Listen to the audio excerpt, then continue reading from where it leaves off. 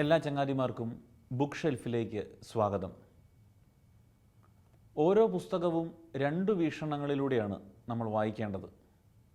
ഒന്ന്, എഴുത്തുകാരൻ പറയാൻ ഉദ്ദേശിക്കുന്ന എഴുത്തുകാരൻ്റെ ഒരു വീക്ഷണമുണ്ട്. മറ്റേത് വായനക്കാരൻ്റെ പക്ഷമാണ്. വായനക്കാരൻ എഴുത്തുകാരൻ എഴുതി വച്ചതിനെ എങ്ങനെയാണ് വായിച്ചെടുക്കുന്നത്. ഇങ്ങനെ രണ്ടർത്ഥങ്ങളുണ്ട് ഒരു പുസ്തകത്തിന് എന്ന് പറയപ്പെടുന്നുണ്ട്. അല്ലെങ്കിൽ ഏതൊരു പുസ്തകത്തിനും രണ്ട് രീതിയിലാണ് നമ്മളതിനെ വായിച്ചെടുക്കുന്നത്: എഴുത്തുകാരൻ്റെ പക്ഷവും വായനക്കാരൻ്റെ പക്ഷവും.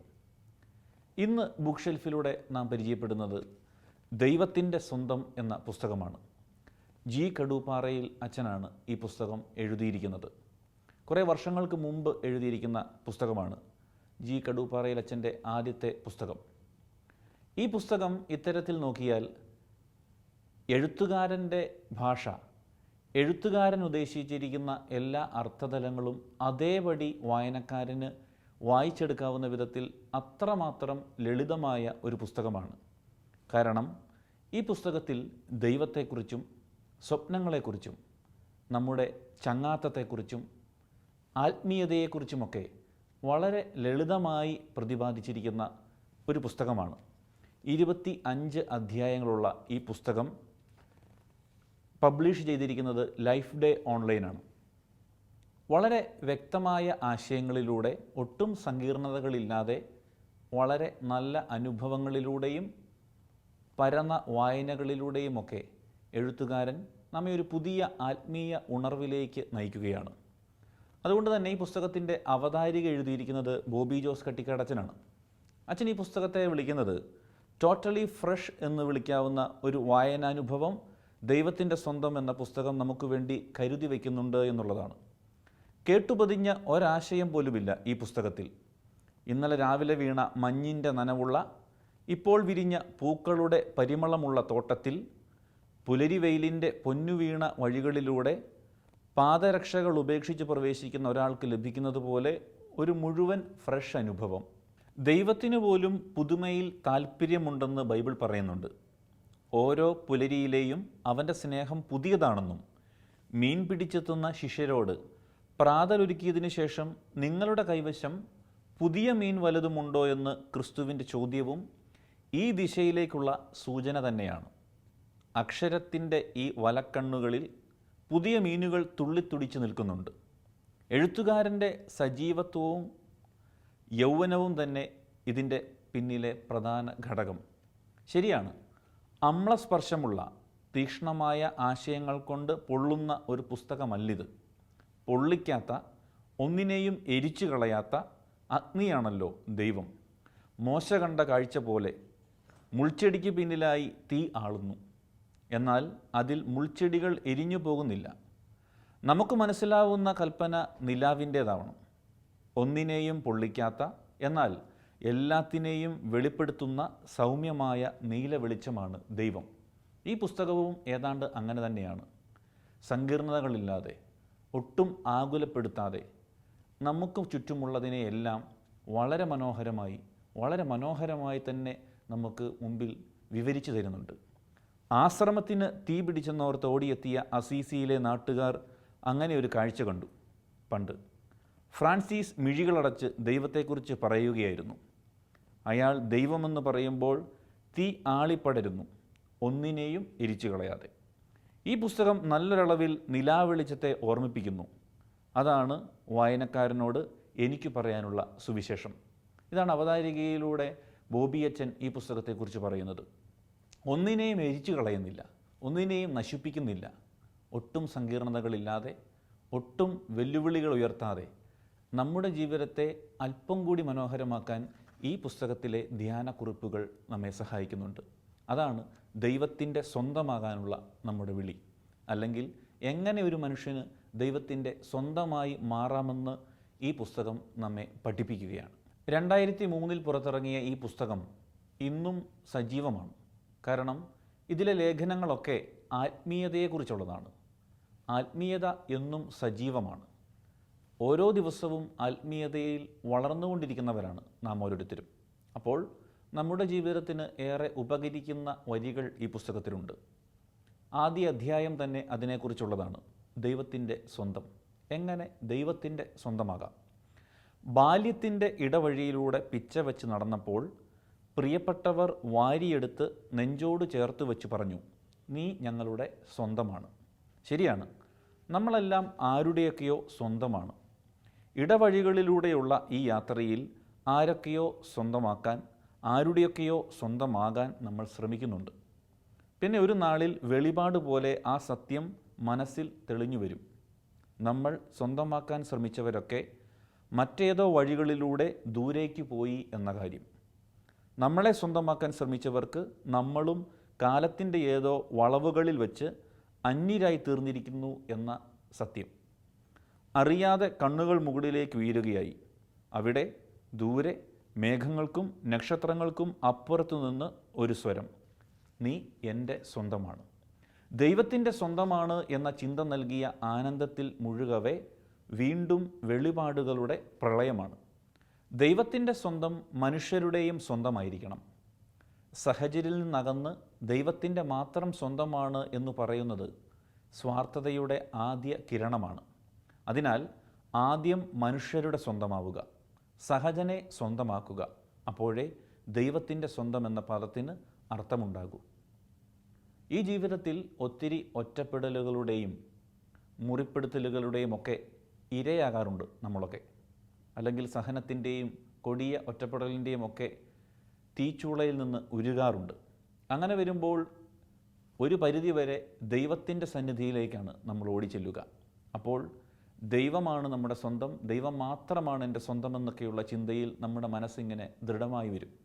പക്ഷേ അതല്ല പൂർണ്ണമെന്ന് എഴുത്തുകാരൻ പറയുകയാണ്. പിന്നെയോ നമ്മൾ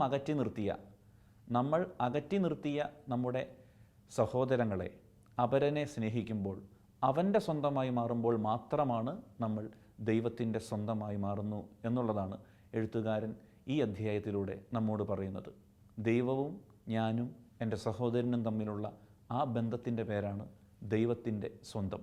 ബ്രസീലിയൻ നോവലിസ്റ്റായ പൗലോ കൊയ്ലോയുടെ ആത്മീയത മുഴുവൻ നിറഞ്ഞു നിൽക്കുന്ന നോവലാണ് ആൽക്കമിസ്റ്റ്. ഈ കാലയളവിൽ ഇറങ്ങിയ ഏറ്റവും മനോഹരമായ മോട്ടിവേഷണൽ പുസ്തകം ആൽക്കമിസ്റ്റ് തന്നെയാണ്. ഈ പുസ്തകം പ്രതിപാദിക്കുന്നത് സ്വപ്നത്തെക്കുറിച്ചാണ്. സ്വപ്നം കാണണമെന്നും സ്വപ്നം സഫലമാക്കാൻ ഏതറ്റം വരെയും യാത്ര ചെയ്യണമെന്നും പ്രതിസന്ധിയും വെല്ലുവിളികളുമൊക്കെ ഉണ്ടാകുമ്പോൾ സ്വപ്നത്തെ മനസ്സിലിട്ട് അതിനു വേണ്ടി ജീവിക്കണമെന്നും ഓർമ്മിപ്പിക്കുന്ന ഒരു മനോഹരമായ പുസ്തകം. ഈ പുസ്തകത്തിലെ നായകൻ സാന്റിയാഗോയാണ്, ഒരു ആട്ടിടയൻ. അവൻ അതിനുവേണ്ടി പ്രയത്നിക്കുന്നതും ആ സ്വപ്നത്തിനു വേണ്ടി പോരാടുന്നതും അതിൽ വിജയിക്കുന്നതുമാണ് നോവൽ. അടുത്ത അധ്യായം സ്വപ്നത്തെക്കുറിച്ചാണ്. സ്വപ്നത്തെക്കുറിച്ച് എപ്രകാരം എഴുത്തുകാരൻ മനോഹരമായി നമുക്ക് മുമ്പിൽ പറഞ്ഞു വയ്ക്കുന്നു എന്നുള്ളതാണ്. സ്വപ്നങ്ങൾ തകർന്നിടത്ത് നിൽക്കുന്നവരുണ്ട്. നാളെയെപ്പറ്റി ഒത്തിരി സ്വപ്നങ്ങൾ കണ്ടിട്ട് ഒന്നും യാഥാർത്ഥ്യമാകാതെ പോകുമ്പോൾ വിറങ്ങലിച്ചു നിൽക്കുന്ന നിഷ്കളങ്ക മനസ്സുകൾ നമുക്ക് ചുറ്റുമുണ്ട്. സാക്ഷാത്കാരത്തിൻ്റെ വഴിയിലും ചിലപ്പോൾ പടിവാതിലിലും സ്വപ്നങ്ങൾ തകരുമ്പോൾ ജീവിതം തകർന്നുപോയി എന്ന് വിലപിക്കുന്നവർ നമുക്ക് സുപരിചിതരാണല്ലോ. സഫലമാക്കാൻ പറ്റിയ സ്വപ്നങ്ങൾ കാണുക, എങ്കിൽ ജീവിതത്തിന് ലക്ഷ്യബോധമുണ്ടാകും. ഗതി തെറ്റാതെ യാത്ര തുടരാനാകും. സന്തോഷത്തോടെ അന്ത്യത്തിലെത്താനാകും. യേശുവിനെ പോലെ, പൂർവ്വ യൗസേപ്പിനെ പോലെ സ്വപ്നങ്ങൾ കാണുക. സ്വപ്നങ്ങൾ തകരുമ്പോൾ ജീവിതം ഇനിയും ബാക്കിയുണ്ട് എന്ന് പ്രതീക്ഷ വയ്ക്കുക. അപരൻ്റെ സ്വപ്നങ്ങളിലേക്ക് ഇരുൾ കടത്തിവിടാതിരിക്കുക. സ്വപ്നങ്ങൾ മോഷ്ടിക്കാതിരിക്കുക. സ്വപ്നങ്ങളെക്കുറിച്ചാണ് ഈ അധ്യായം. എപ്രകാരം സ്വപ്നങ്ങൾക്കു വേണ്ടി പോരാടണം, ദൈവികമായ പദ്ധതികൾ മനസ്സിലിട്ടുകൊണ്ട് പ്രതീക്ഷയോടെ എങ്ങനെ ജീവിക്കണമെന്ന് ഈ അധ്യായം നമ്മെ ഓർമ്മിപ്പിക്കുകയാണ്. പൂർവ്വപിതാവായ യൗസേപ്പിൻ്റെ ജീവിതമൊക്കെ നമുക്ക് മുമ്പിൽ ഈ അധ്യായത്തിലൂടെ വരച്ചിടുകയാണ്. ഉൽപ്പത്തി പുസ്തകം മുഴുവനും സ്വപ്നങ്ങളെക്കുറിച്ച് പറയുന്ന നിരവധി ഭാഗങ്ങളുണ്ട്. പുതിയ നിയമത്തിൽ യൗസേപ്പും 3 സ്വപ്നങ്ങൾ കാണുന്നതായി വചനം സാക്ഷ്യം നൽകുന്നുണ്ട്. യേശുവിൻ്റെ ജനനത്തെക്കുറിച്ചും ഈജിപ്തിലേക്കുള്ള പലായനത്തെക്കുറിച്ചും ഇസ്രായേലിലേക്ക് മടങ്ങുന്നതിനെക്കുറിച്ചുമൊക്കെ സ്വപ്നം കാണുന്നുണ്ട്. അതൊക്കെ യാഥാർത്ഥ്യമാകുന്നതും നമ്മൾ സുവിശേഷത്തിൽ വായിക്കുന്നുണ്ട്. സഫലമാക്കാൻ പറ്റിയ നല്ല സ്വപ്നങ്ങൾ കണ്ടാൽ, ദൈവികമായ സ്വപ്നങ്ങളിലേക്ക് നമ്മുടെ ജീവിതം വഴിമാറിയാൽ തീർച്ചയായും അതിലേക്ക് ദൈവികതയുടെ സാന്നിധ്യം കടന്നു വരുമെന്ന് ഉറപ്പു തരികയാണ് സുവിശേഷവും വിശുദ്ധ ഗ്രന്ഥം മുഴുവനും. അപ്രകാരം ഈശോ കണ്ടതുപോലെ ജീവിതത്തെക്കുറിച്ചും പരിസരങ്ങളെക്കുറിച്ചും നമ്മുടെ ബന്ധങ്ങളെക്കുറിച്ചുമൊക്കെ നല്ല സ്വപ്നത്തിന് ഉടമകളായി മാറുക എന്നുള്ളതാണ് നമ്മുടെ അടുത്ത പാഠം. ശത്രുക്കളോട് സ്നേഹപൂർവം എന്നതാണ് അടുത്ത അധ്യായം. അയാളാണ് എൻ്റെ ജീവിതം തകർത്ത ദുഷ്ടൻ എന്ന് വേറൊരാളെപ്പറ്റി ചിന്തിക്കാത്ത എത്ര പേര് നമുക്ക് മുമ്പിലുണ്ട്. ആരും തന്നെ കാണില്ല. തന്നെ ഉപദ്രവിച്ചവരെയും എതിർത്തവരെയും ശത്രുക്കളായി കാണുന്ന പതിവാണ് നമുക്കുള്ളത്. ശത്രുക്കളെ സ്നേഹിക്കുക എന്ന് യേശുനാഥൻ പറഞ്ഞിട്ടുണ്ടെങ്കിലും നമുക്കതൊന്നും ഏശിയിട്ടില്ല. മറ്റുള്ളവർ നമുക്ക് എതിര് നിൽക്കുന്നത് കൊണ്ട് നമുക്ക് കൂടുതൽ ഉപകാരങ്ങളെ ഉണ്ടാകൂ. നാം പ്രതീക്ഷിക്കാത്ത രീതിയിൽ കാര്യങ്ങൾ പുരോഗമിച്ചേക്കാം. നമ്മുടെ സ്വാഭാവിക യാത്രയെ മറ്റുള്ളവർ തടസ്സപ്പെടുത്തുമ്പോൾ എതിർപ്പും വിഷമവും മനസ്സിൽ രൂപപ്പെടാം. പക്ഷേ അവ നമ്മെ നവമേച്ചിൽപ്പുറങ്ങളിലേക്ക് ഉപരി നന്മയിലേക്കും നയിക്കുന്നതായിട്ടാണ് ചരിത്രം നമുക്ക് മുമ്പിൽ കാണിച്ചു തരുന്ന അനുഭവങ്ങൾ എല്ലാം തന്നെ. തന്നെ സ്നേഹിക്കുന്നവർക്ക് എല്ലാം നന്മയ്ക്കായി അവിടുന്ന് ഒരുക്കുന്നു എന്നത് ശരി തന്നെ. എതിരാളികളുടെ സംഹാര പ്രവർത്തനങ്ങളെല്ലാം നമ്മുടെ നന്മയ്ക്കാണ് ദൈവം ഒരുക്കുന്നത്. ശത്രുക്കളും എതിരാളികളും ഉപദ്രവിക്കുന്നവരും നിന്നെ വളർത്തുന്നവരാണ്. നീ അറിയാതെ അവരറിയാതെ നീ വളരുന്നു എല്ലാ തരത്തിലും. പക്ഷേ ഈ അറിവ് നമ്മളിൽ വളരുന്നില്ല. ഈ ബോധ്യം നമ്മളിൽ ജനിക്കുന്നില്ല. നമ്മുടെ ശത്രുക്കളൊക്കെ നമ്മുടെ ഉപകാരികളായിരുന്നുവെന്ന്, അല്ലെങ്കിൽ ഇന്നും നമ്മളെ ജീവിതത്തെ പ്രോത്സാഹിപ്പിച്ചുകൊണ്ടിരിക്കുന്നത്, ഊർജം നൽകിക്കൊണ്ടിരിക്കുന്നത് നമ്മുടെ ശത്രുക്കളാണ്, നാം അറിയാതെ. അതിനോട് ചേർത്ത് വായിക്കാവുന്ന ഒരു കവിതയാണ് സച്ചിദാനന്ദൻ്റെ കവിത. എൻ്റെ പ്രിയ ശത്രുക്കളെ, എൻ്റെ മിത്രങ്ങൾ മുഴുവൻ ഉപേക്ഷിച്ചപ്പോഴും എന്നെ വിടാതെ പിന്തുടർന്ന നിങ്ങളുടെ വിശ്വസ്തതയ്ക്ക് നന്ദി. ഞാൻ മാറിയപ്പോഴും മാറാത്ത നിങ്ങളുടെ വിശ്വാസ ദൃഢതയ്ക്കും. നിങ്ങളില്ലായിരുന്നെങ്കിൽ ആരോട് പൊരുതിയാണ് ഞാൻ എൻ്റെ വാക്കിനും ചിന്തയ്ക്കും മൂർച്ച കൂട്ടുക. എത്ര മനോഹരമായാണ് എൻ്റെ ശത്രുക്കളോട് എന്ന ശീർഷകത്തിൽ സച്ചിദാനന്ദൻ ഈ കവിത എഴുതിയിരിക്കുന്നത്. എൻ്റെ പ്രിയ ശത്രുക്കളെ, എൻ്റെ മിത്രങ്ങൾ മുഴുവൻ ഉപേക്ഷിച്ചപ്പോഴും എന്നെ വിടാതെ പിന്തുടർന്ന് നിങ്ങളുടെ വിശ്വസ്തതയ്ക്ക് നന്ദി. ഞാൻ മാറിയപ്പോഴും മാറാത്ത നിങ്ങളുടെ വിശ്വാസ ദൃഢതയ്ക്കും. നിങ്ങളില്ലായിരുന്നെങ്കിൽ ആരോട് പൊരുതിയാണ് ഞാൻ എൻ്റെ വാക്കിനും ചിന്തയ്ക്കും മൂർച്ച കൂട്ടുക. ശത്രുക്കളെ വെറുക്കുകയും അവർ ഇല്ലാതായിത്തീരാൻ ആഗ്രഹിക്കുകയും ചെയ്യുന്ന മനോഭാവം ഇനിയെങ്കിലും നമുക്ക് മാറ്റിക്കൂടെ? അവരാണ് നമ്മെ വളർത്തുന്നത്, അതിനാൽ അവരെ സ്നേഹിക്കുക.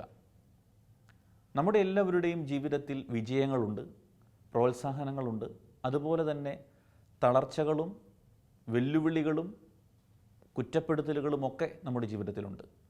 ഈ തളർച്ചകൾ വരുമ്പോൾ, അല്ലെങ്കിൽ ജീവിതത്തിൽ എപ്പോഴെങ്കിലുമൊക്കെ ഇടറിപ്പോകുമ്പോൾ നമുക്ക് ഊർജം തരുന്നത് ഈ ശത്രുക്കൾ തന്നെയാണ്. അവരോടുള്ള ദേഷ്യം ചിലപ്പോൾ നമ്മുടെ വിജയത്തിന് ആക്കം കൂട്ടുകയാണ്, അല്ലെങ്കിൽ മറ്റൊരു രീതിയിലേക്ക് പരിശ്രമിക്കാൻ നമുക്ക് ഒരു ശക്തി തരികയാണ്. അതുകൊണ്ട് എഴുത്തുകാരൻ പറയുകയാണ്, ശത്രുക്കളെ നമ്മൾ സ്നേഹിക്കണം.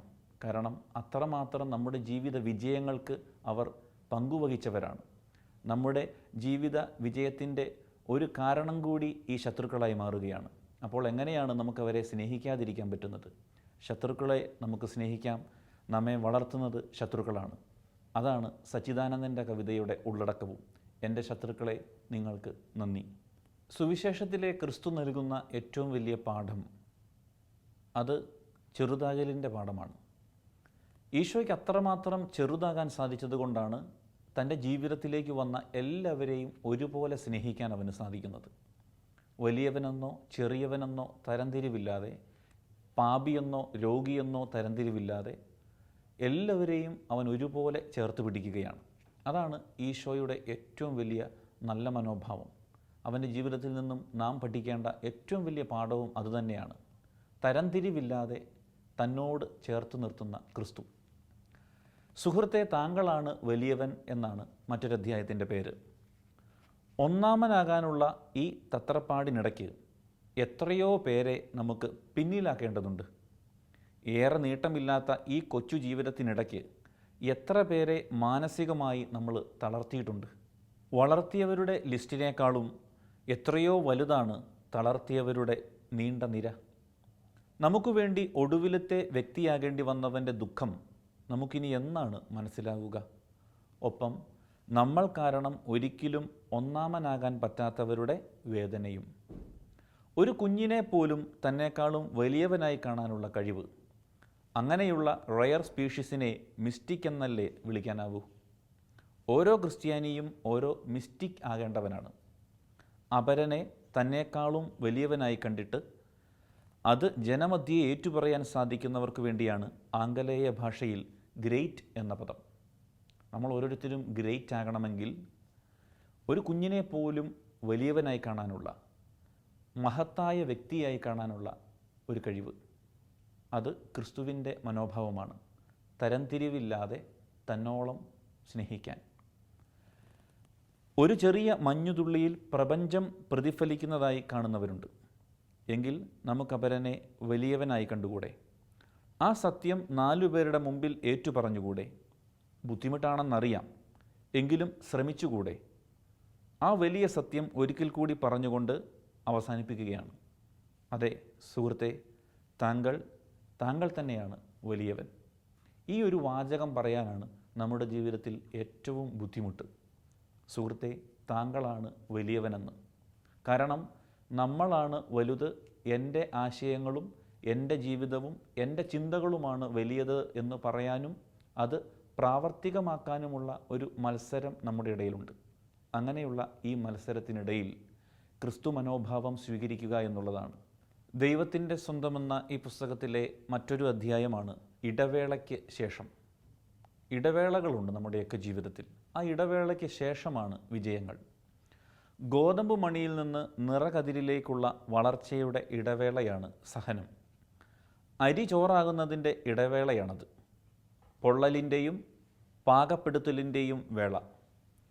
ഭ്രൂണാവസ്ഥയിൽ നിന്ന് ശിശുവിൻ്റെ ചിരിയിലേക്കുള്ള വളർച്ചയുടെ ഇടവേളയാണത്. 2 പകലുകൾക്കിടയിലെ രാത്രിയുടെ ഇടവേളയാണത്. ഇടവേളയ്ക്ക് നീളം കൂടുമ്പോൾ ഭയപ്പെടാതിരിക്കുക. ഇടവേളയുടെ നേരത്ത് ലക്ഷ്യത്തെ വിസ്മരിക്കാതിരിക്കേണ്ടതും വലിയ കാര്യം തന്നെയാണ്. അതിനാൽ ഇടവേളകളെ സ്നേഹിച്ചു തുടങ്ങുക, സഹനത്തിൻ്റെ ഇടവേളകളെ. ഈ വാക്യങ്ങൾ എഴുതാൻ എനിക്ക് വളരെ എളുപ്പമാണ്, വായിക്കാൻ നിങ്ങൾക്കും. പക്ഷേ ജീവിക്കാൻ നമുക്കേറെ പ്രയാസമുള്ളൊരു കാര്യമാണിത്. സഹനങ്ങളെ ഒഴിവാക്കാൻ കുറുക്കു വഴികളിലൂടെ യാത്ര ചെയ്യുന്നവരാണ് നമ്മൾ ഓരോരുത്തരും. സഹനങ്ങളുടെ ഇടവേളയ്ക്ക് ശേഷം പ്രതീക്ഷയുടെയും സന്തോഷത്തിൻ്റെയും സമാധാനത്തിൻ്റെയുമായ ഒരു സുന്ദര ജീവിതം നമ്മെ കാത്തിരിപ്പുണ്ട്. അത് വിസ്മരിക്കാതിരിക്കുക. നമ്മളൊക്കെ ഇടവേളകൾ ഇഷ്ടപ്പെടുന്നവരാണ്. അത് ജീവിതത്തിന് നൽകുന്ന ഒരു പ്രശാന്തതയുണ്ട്, ഒരു സമാധാനമുണ്ട്. പക്ഷേ ഇവിടെ സൂചിപ്പിക്കുന്ന ഇടവേളകൾ പരാജയത്തിൻ്റെ ഇടവേളകൾ, സഹനത്തിൻ്റെ, രോഗാവസ്ഥയുടെയൊക്കെ ഇടവേളകളാണ്. അത് നീണ്ടു നിൽക്കുന്നത് നമുക്കിഷ്ടമല്ല. ആ ഇടവേളകൾ പെട്ടെന്ന് തീരണമേ എന്നുള്ളതാണ് നമ്മുടെ പ്രാർത്ഥനകൾ. പക്ഷേ എഴുത്തുകാരൻ പറയുകയാണ്, ഈ ഇടവേളകൾ നമുക്ക് ആവശ്യമാണ്. നമ്മുടെ ജീവിതത്തിന് പ്രതീക്ഷയുടെ നാമ്പുകൾ തരുന്ന വേളകളാണ് ഇടവേളകൾ. അത് ചിലപ്പോൾ സഹനമായിരിക്കാം, ദുഃഖമായിരിക്കാം, പരാജയങ്ങളായിരിക്കാം. ഈ ഇടവേളകൾ നമുക്കൊരു ഊർജം നൽകുന്നുണ്ട്, വിജയത്തിലേക്കുള്ള ഒരു കുതിച്ചുചാട്ടത്തിന്. ആ ഇടവേളകളെ തള്ളാതിരിക്കാം. കാരണം ജീവിതത്തിൻ്റെ യാഥാർത്ഥ്യങ്ങളിൽ ഇത്തരം ഇടവേളകളില്ലെങ്കിൽ, ഈ സഹനങ്ങളും ഈ ദുഃഖങ്ങളും പരാജയങ്ങളുമൊക്കെ ഇല്ലെങ്കിൽ, യാഥാർത്ഥ്യബോധത്തോടെ ജീവിതത്തെ പ്രതീക്ഷയോടെ കാണാനൊക്കെ നമുക്ക് സാധിക്കില്ല. ടാഗോറിൻ്റെ ഗീതാഞ്ജലിയിലെ മനോഹരമായ ചില വരികളുണ്ട്. മാനത്ത് കരിമേഘങ്ങൾ വ്യാപിച്ചു കിടക്കുന്നു, മഴ തോരാതെ പെയ്യുന്നു. എൻ്റെ ഉള്ളിലെ ഈ അസ്വസ്ഥത എന്താണെന്ന് എനിക്കറിയില്ല, അതിൻ്റെ പൊരുളും എനിക്കറിയില്ല. എങ്ങും ഇരുട്ട് നിറയുന്നു, രാവിൻ്റെ സംഗീതം എന്നെ വിളിക്കുന്നുണ്ട്. എന്നാൽ എൻ്റെ ഹൃദയം വഴിയറിയാതെ തപ്പിത്തടയുന്നു. വിളക്കെവിടെ? വെളിച്ചമാകാൻ, വെളിച്ചമേകാൻ എന്നുള്ളതാണ് അടുത്ത അധ്യായം. വെളിച്ചത്തെക്കുറിച്ചാണ്, പ്രകാശത്തെക്കുറിച്ച്. അണഞ്ഞുപോയ വിളക്കുമായി യാത്ര ചെയ്ത അന്ധൻ്റെ കഥ നമ്മളൊക്കെ കേട്ടിട്ടുണ്ട്. തൻ്റെ കയ്യിലിരുന്ന വിളക്ക് കെട്ടുപോയ കാര്യം അവൻ അറിഞ്ഞില്ലായിരുന്നു. വിളക്കിൽ വെളിച്ചമുണ്ട് എന്ന് കരുതി അയാൾ യാത്ര തുടരുകയാണ്. ONVയുടെ സൂര്യഗീതം എന്ന കവിതയിൽ ഇക്കാര്യം പറയുന്നുണ്ട്. കെട്ടുപോയി ഞങ്ങളിലെ സൂര്യൻ, കെടുത്തിയോ കെട്ടുവോ താനെ അറിയില്ല. ചിലപ്പോൾ നമ്മളും ഇങ്ങനെയൊക്കെ തന്നെയാണ്. കെട്ടുപോയ തിരികളുമായി യാത്ര തുടരുകയാണ്.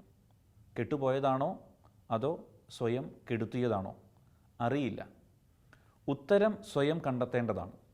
എന്തായാലും പ്രകാശ ജീവിതത്തിൻ്റെ പ്രാധാന്യം ഒത്തിരി കൂടിയിട്ടുണ്ട് ഈ അന്ധകാര ലോകത്തിൽ. നിത്യവെളിച്ചമായ യേശുവിനെ പോലെ വെളിച്ചമാകാൻ, വെളിച്ചമേകാൻ നമുക്ക് സാധിക്കട്ടെ. സുവിശേഷം ഈ പ്രകാശത്തിൻ്റെ സാധ്യതകളെക്കുറിച്ച് ഉറപ്പു തരുന്നുണ്ട്. ലോകത്തിൻ്റെ പ്രകാശമാണ് ക്രിസ്തുവെന്നാണ് ഈശോ തന്നെ പറയുന്നത്. അപ്രകാരം എങ്ങനെ നമ്മൾ വെളിച്ചത്തിൻ്റെ പാതയിലേക്ക് കടന്നു വരണമെന്ന് സുവിശേഷം പറയുന്നുണ്ട്. അത് ക്രിസ്തുവിൻ്റെ പാതയാണ്, വചനത്തിൻ്റെ പാതയാണ്. കാരണം വചനം വെളിച്ചമാണ്. വെളിച്ചത്തിൻ്റെ പ്രാധാന്യവും വെളിച്ചത്തിലുള്ള ജീവിതത്തിൻ്റെ ആവശ്യകതയും ഈ കാലഘട്ടത്തിൽ ഏറുകയാണ്. മറ്റുള്ളവരുടെ മുമ്പിൽ പ്രകാശമായി ജീവിക്കുക. സ്വയം പ്രകാശമാണെങ്കിലേ അവരന് വെളിച്ചം കാണിച്ചു കൊടുക്കാൻ പറ്റൂ. വെളിച്ചത്തിലായിരിക്കുക, വെളിച്ചം നൽകുക. ഇതാണ് യഥാർത്ഥത്തിൽ ഒരു ക്രിസ്തു ശിഷ്യൻ്റെ ദൗത്യം. ക്രിസ്തു നൽകിയത് അതുമാത്രമാണ്. അവൻ പ്രകാശമായിരുന്നു. ആ പ്രകാശം മറ്റുള്ളവർക്ക് കൊടുക്കാൻ അവന് സാധിച്ചു. ഒരു പരിധിവരെ അവൻ്റെ ശിഷ്യന്മാരും ചെയ്തുകൊണ്ടിരുന്നതും അതുതന്നെയാണ്. അതുകൊണ്ടാണ് വെളിച്ചവുമായി അവർ ലോകത്തിൻ്റെ നാനാഭാഗങ്ങളിലേക്കും കടന്നു പോകുന്നത്. നമ്മളായിരിക്കുന്ന ഇടങ്ങളുണ്ട്, നമ്മുടെ ചെറിയ ചെറിയ സ്ഥലങ്ങൾ, നമ്മുടെ ഈ കുഞ്ഞു ജീവിതവുമായി നമ്മൾ ബന്ധപ്പെട്ട് നിൽക്കുന്ന ചെറിയ ഇടങ്ങൾ. ക്രിസ്തു നമുക്ക് പ്രകാശം തരുന്നുണ്ട്. പക്ഷേ ആ വിളക്ക് എൻ്റെ കൈകളിൽ ഇന്നും തെളിഞ്ഞു തന്നെയാണോ ഇരിക്കുന്നത്? അതാണ് ചോദ്യം. എനിക്ക് എപ്രകാരമാണ് പ്രകാശം മറ്റുള്ളവർക്ക് കൊടുക്കാൻ സാധിക്കുന്നത്? പ്രകാശമായ ക്രിസ്തു നമുക്കുണ്ട്. പക്ഷേ പ്രകാശമേകാൻ എനിക്ക് സാധിക്കുന്നുണ്ടോ? ദൈവത്തിൻ്റെ സ്വന്തമെന്ന ഈ പുസ്തകത്തിൽ ഏറെ ചിന്തിപ്പിച്ച ഒരു ശീർഷകമാണ് കരയാൻ ഒരിടം തേടുന്നവർക്ക് എന്നുള്ള അധ്യായം. കരയാൻ ഒരിടം തേടുന്നവർ നമ്മൾ കണ്ടുമുട്ടിയവരുണ്ട്. നമ്മുടെ ജീവിതം അതിന് സാക്ഷ്യം വഹിച്ചിട്ടുള്ളതായിരിക്കാം. കരയാൻ ഒരിടം തേടുന്നവർക്ക് എവിടെയാണ് ഏറ്റവും പറ്റിയ സ്ഥലം? ക്രിസ്തീയ വിശ്വാസ ജീവിതത്തിൻ്റെ അടിത്തറ, അതിൻ്റെ കേന്ദ്ര ബിന്ദു വിശുദ്ധ കുർബാനയാണ്. എഴുത്തുകാരൻ പറഞ്ഞു വയ്ക്കുന്നത് വിശുദ്ധ കുർബാനയെക്കുറിച്ചാണ്. നെരിപ്പോടുപോലെ എരിയുന്ന ജീവിതമുള്ള ഒരുവന് വിശുദ്ധ കുർബാനയാണ് ആശ്രയം. മനസ്സിൽ ഒരു കടലിരമ്പലുള്ളവർക്ക് ബലി ആശ്വാസം നൽകുന്നു. അനുഭവങ്ങളുടെ ഈർച്ചവാടുകൾ ചങ്കു തുളയ്ക്കുമ്പോഴും പോയിരിക്കുന്നത് ഈ തിരുസന്നിധിയിലാണ്. അപമാന ഭയത്താൽ ഏകാന്തതയുടെ ഗുഹയിൽ അഭയം തേടുന്നവൻ്റെ ഉള്ളിൽ തെളിഞ്ഞു വരുന്നതും വിശുദ്ധ കുർബാനയിലെ യേശുവിൻ്റെ മുഖമാണ്. സ്വന്തം ജീവിതാനുഭവങ്ങളുടെ ബലി അൾത്താരയിൽ അർപ്പിക്കുമ്പോൾ ബലി സ്വന്തമായി മാറുകയാണ്. എല്ലാം തുറന്നു പറഞ്ഞ് ഒന്ന് കരയാൻ ഈ ഭൂമിയിൽ എവിടെയാണ് ഒരു സുരക്ഷിത സ്ഥലം? ദിവ്യകാരുണ്യ സാന്നിധ്യ സ്ഥലമല്ലാതെ. ദൂരെയുള്ള ഒരു മിഷൻ പ്രദേശത്ത് തൻ്റെ ജീവിതമർപ്പിച്ചിരിക്കുന്ന ഒരു വൈദികൻ ഈയിടെ ഞങ്ങളുടെ സെമിനാരി സന്ദർശിച്ചു. ബലിയർപ്പണത്തിനു മധ്യേ വചനം പങ്കുവച്ചപ്പോൾ അദ്ദേഹം പറഞ്ഞു, പണ്ടിവിടെ പഠിച്ചുകൊണ്ടിരുന്നപ്പോൾ ഈ സക്രാരിക്ക് മുമ്പിൽ വന്നിരുന്ന് എത്രയോ പ്രാവശ്യം കരഞ്ഞിട്ടുണ്ട്. പല രാത്രികളിലും ചെലവഴിച്ചത് മുറിയിലെ കട്ടിലിലല്ല, ഈ ചാപ്പലിലെ തിരുസാന്നിധ്യത്തിൻ്റെ മുൻപിലാണ്. എന്നിട്ട് അദ്ദേഹം തുടരുകയാണ്, എൻ്റെ ജീവിതത്തിലെ എല്ലാ പ്രശ്നങ്ങൾക്കും പരിഹാരവും ആശ്വാസവും അന്നും ഇന്നും തിരുസക്രാരിയിലെ ഈശോയാണ്. നമ്മുടെ ജീവിതത്തിലും ഈ പറഞ്ഞ കാര്യങ്ങളുണ്ടാവുമല്ലോ. എല്ലാവരും തെറ്റിദ്ധരിച്ചപ്പോൾ, കുറ്റപ്പെടുത്തിയപ്പോൾ, മിണ്ടാതിരുന്നപ്പോൾ, ഒറ്റപ്പെടുത്തിയപ്പോൾ, പ്രിയ ചങ്ങാതി, നാം പോയതും സക്രാരിയുടെ നിശബ്ദതയിലേക്കാണ്. വിശുദ്ധ കുർബാന ആശ്വാസത്തിൻ്റെ ഉറവിടമാണ്. കരയുന്നവൻ്റെ കണ്ണീരൊപ്പുന്ന വേദിയാണത്. ആരുമില്ലാത്തവർക്ക് അഭയകേന്ദ്രവും. ചുരുക്കി പറഞ്ഞാൽ നമ്മുടെ എല്ലാം ഈ വിശുദ്ധ കുർബാനയാണ്. വേദനിക്കുന്ന കുഞ്ഞിന് പറ്റിച്ചേർന്ന് കരയാൻ ഒരമ്മയുടെ നെഞ്ചുണ്ട്. കുഞ്ഞിളം പ്രായം കഴിഞ്ഞാൽ പിന്നെ കരയാനും പരിഭവം പറയാനും ആശ്വാസം നേടാനും പറ്റിയ ഒരിടം മാത്രമേ ഉള്ളൂ. അത് വിശുദ്ധ കുർബാനയുടെ സാന്നിധ്യമാണ്.